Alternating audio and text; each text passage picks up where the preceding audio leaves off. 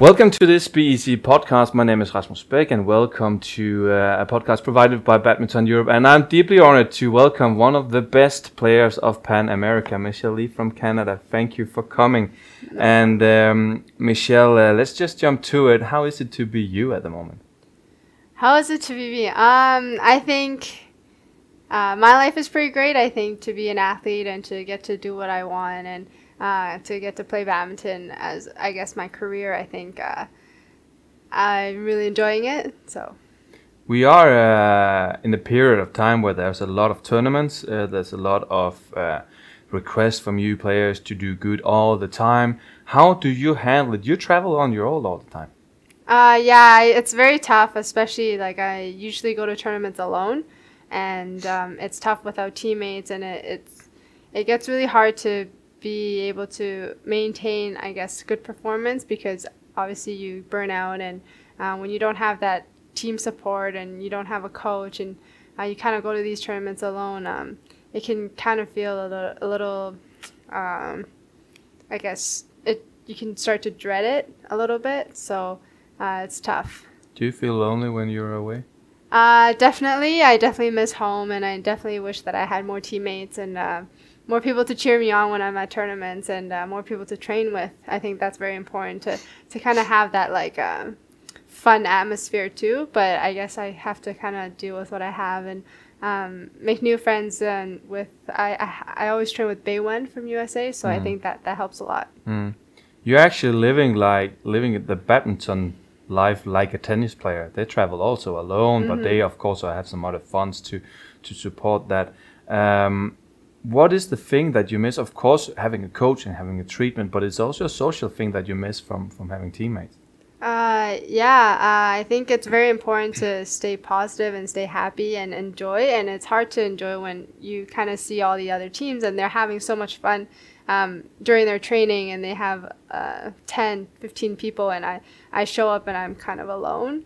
I think it just kind of, obviously it's it makes me feel a little lonely and it's sad, but obviously I wish I had that, but it is what it is. So But what keeps you going then? Because traveling like 200 days a year or maybe even more for you sometimes, it's a lot of time to be on your own. What keeps me going is I think I've worked so hard, and I love the sport, and I want to do really well for the sport in my country, and I think results would definitely help that, and I think I have my own dream, and I think that I can do it, and I know I'm just missing something, and I don't want to give up until I've fully given it all I've got. So yeah. When we ask our fans at Badminton Europe, who would you like to see in the podcast, it's actually not unusual to see your name popping up. And I don't know if we have a lot of Canadian or maybe Hong Kong fans, but are you surprised that you actually also have a name in Europe? A little bit, yeah, because I don't go to Europe very often. The only time I think is maybe the Danish league, and I've played a couple tournaments in Europe, and but yeah, a little surprised. What does it tell you? I think badminton in Europe is quite popular, and I feel honored and very happy that people notice me in Europe, and obviously the more supporters the better, and I'm very happy to hear. One of the things that you told me when we walked to the studio from the venue next door was that you actually hired your own sparring partner to come and help you out with the warm-up, and so that's a costly effect, of course, and you have to travel, you have to live, book your hotel. How can you pull with this off? Because you might not have time to go to sponsor meetings every day, and so. Obviously, like another person is double the expenses, so I'm sponsored by Yonex, so there's a little bit there, but it's still not quite enough to cover both me and him. So it's all based on my prize money and what I earn from league games. And how does that feel? There's a lot of pressure to it. Like if I don't make any results, then I don't get any prize money. If I don't have prize money, then all the money comes out of my pocket. So it's very tough, and I definitely don't make as much as these Asian players or these top players. We definitely don't make as much as tennis players. So it's very tough to kind of maintain, but I try not to think about it too much because it can add a lot of unnecessary pressure. But the reality is it's a tough, I guess, career for for us coming from Canada. Looking at the new structure at the BWF Tour also means that there will be prize money in most tournaments also when you enter the first round. That might be some difference for you. Yeah, I mean, that definitely helps a lot. Like anything will help. And to be able to kind of, even if we lose first round, to get that little bit of money helps a lot. How big a difference does it make if you reach it to the second round, for instance, then? From an economical point of view. First round, if say I lose first round, it would help, I guess, maybe half. If I win the first round, it would maybe kind of just balance out that tournament's expenses. Okay. Yeah. We're going into 2019 where the Olympic qualification will start. You also told me before that you've been traveling a lot in 2018. What are the thoughts regarding this year coming up soon, 2019, if you look back on 2018? I think this year's schedule was very crazy because they put a lot of, I guess, super series tournaments together. So there wasn't much time in between, and they were all in Asia, and I'm from Canada. So it didn't make any sense for me to go home. So I was in Asia for, I think, 6 months. I didn't get to go home for 6 months. And I think that was very hard for me. Towards the end, I almost didn't really know what I was doing. It was too much. Hopefully next year, I think the schedule's a little different because there's no Asian Games next year. So I think they could spread it out a bit more. So there would be more time in between for, I guess, players to recover and readjust and have like a bit of a training period.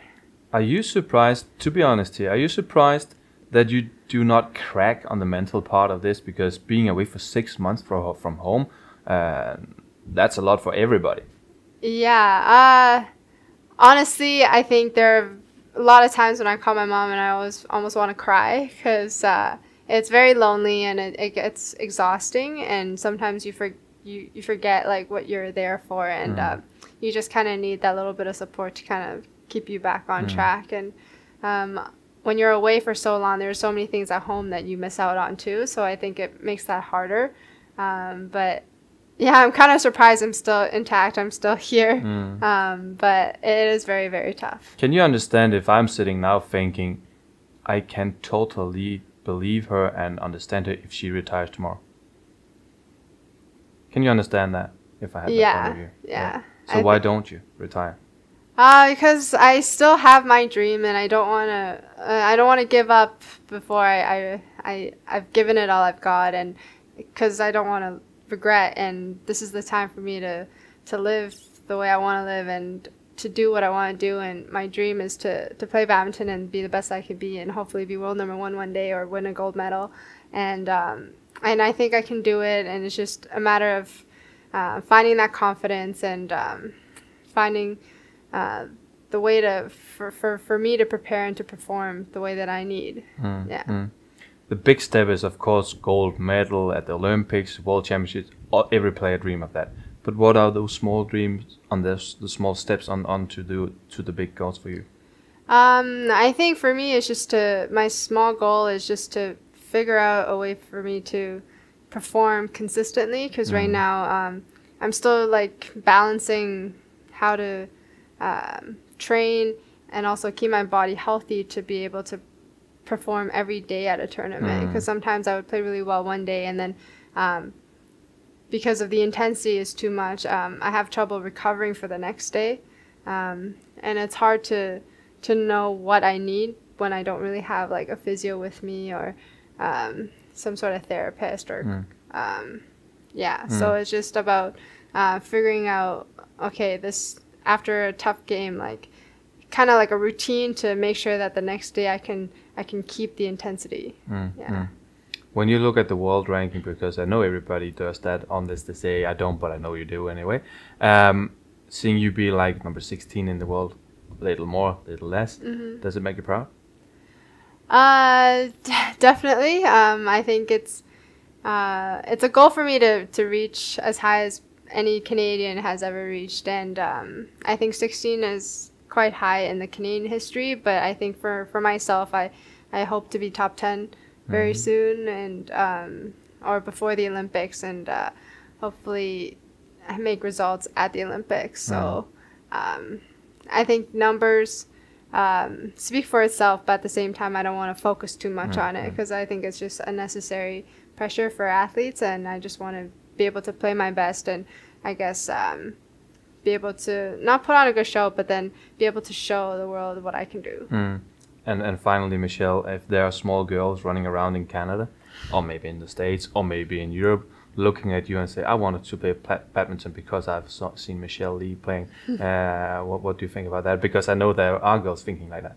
I mean, that would make me very happy, and actually that keeps me going too, because I want to be a good role model for them, and I hope that one day that they can dream about playing badminton and being on the podium and work hard and kind of do everything that badminton professional athlete is doing. So because it's a good life, and I don't know, I'd be really happy.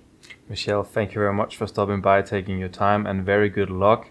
And I also hope that you have some more time to spend in Canada soon.